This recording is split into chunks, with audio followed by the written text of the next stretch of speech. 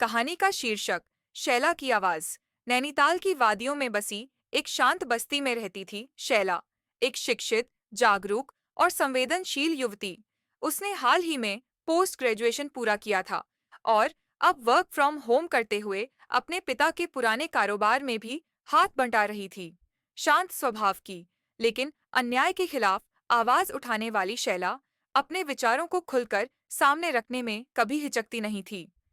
कुछ ही दिन पहले नैनीताल में एक बहुत ही भयावह घटना हुई। एक छोटी बच्ची के साथ दुष्कर्म, और वो भी एक बुजुर्ग व्यक्ति द्वारा। ये खबर पूरे शहर को झकझोर गई। गुस्से की लहर हर तरफ दौड़ गई।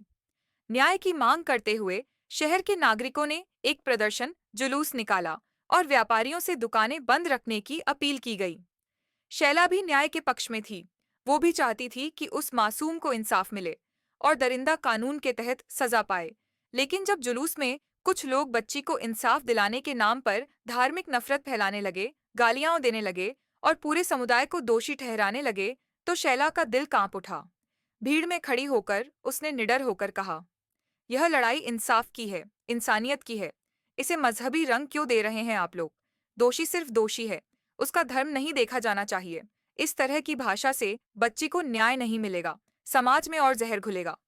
कुछ लोगों ने शैला का विरोध किया, उसे सेकुलर, गद्दार जैसे शब्द कहे, लेकिन कुछ समझदार लोग उसकी बात सुनकर चुप हो गए। बाद में एक स्थानीय पत्रकार ने शैला से बात की। शैला ने इंटरव्यू में कहा, हम लड़कियां पहले ही डरी हुई हैं। इस तरह के अपराध समाज की सच्चाई उजागर करते हैं। लेकिन अगर हम इस बहाने नफरत फैलाने लगे, तो हम फिर वही बन जाएंगे जिससे हमें डर है। हमें सख्त कानून चाहिए, सुरक्षित माहौल चाहिए, लेकिन साथ ही शांति और समझदारी भी चाहिए। शैला की आवाज धीरे धीरे सोशल मीडिया पर फैलने लगी। लोगों ने उसकी बात को सराहा और कई लोगों ने महसूस किया कि असली लड़ाई इंसाफ और सुरक्षा की है, धर्म की नहीं।